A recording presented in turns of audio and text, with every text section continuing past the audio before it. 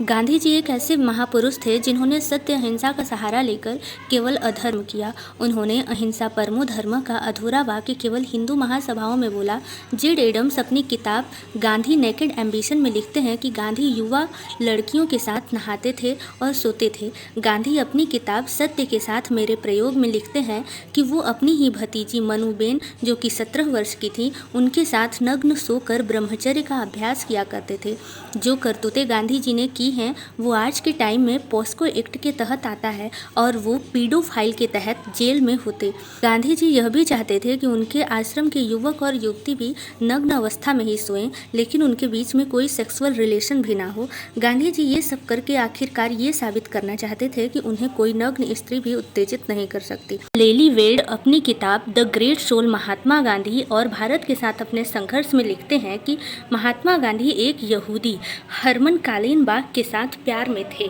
उन्होंने कालेनबाग को पत्र लिख करके बताया था कि वो अपनी पत्नी कस्तूरबा की जैसी विषैली औरत कभी नहीं देखे।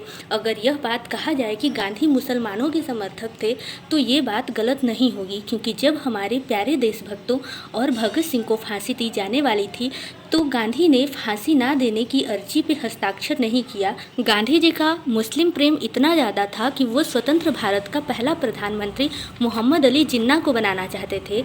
गांधी का मुस्लिम प्रेम इतना अधिक था कि वो 2 मई 1947 में दिल्ली के वाल्मीकि मंदिर में कुरान की कुछ आयतें भी पढ़ी थी। अब जो बात मैं आपको बताने जा रही हूँ वो बहुत ज़्यादा इम्पॉर्टेंट है। पहली बात तो गांधी को फादर ऑफ नेशन कहना हमारे भारत भूमि का अपमान होगा, क्योंकि जिस भारत भूमि की उत्पत्ति करोड़ों वर्ष पहले हो चुकी है उस पवित्र देवभूमि पर पिता का जन्म 2 अक्टूबर 1869 को कैसे हो सकता है। और अगर हम बात करें अपने कॉन्स्टिट्यूशन की तो हमारा कॉन्स्टिट्यूशन के एक्ट 18 एबोलिशन ऑफ टाइटल का अधिकार सिर्फ कॉन्स्टिट्यूशन सैन्य उपाधि और शिक्षा की उपाधि की अनुमति ही देता है, तो गांधी को फादर ऑफ नेशन कहना गलत होगा। दूसरी बात यह कि जिस हिसाब से गांधी जी ब्रह्मचर्य के नियमों का पालन करते थे उस हिसाब से कोई महात्मा कभी किसी नियम का पालन नहीं कर सकता, इसलिए उन्हें महात्मा कहना भी गलत होगा। जय हिंद, जय भारत।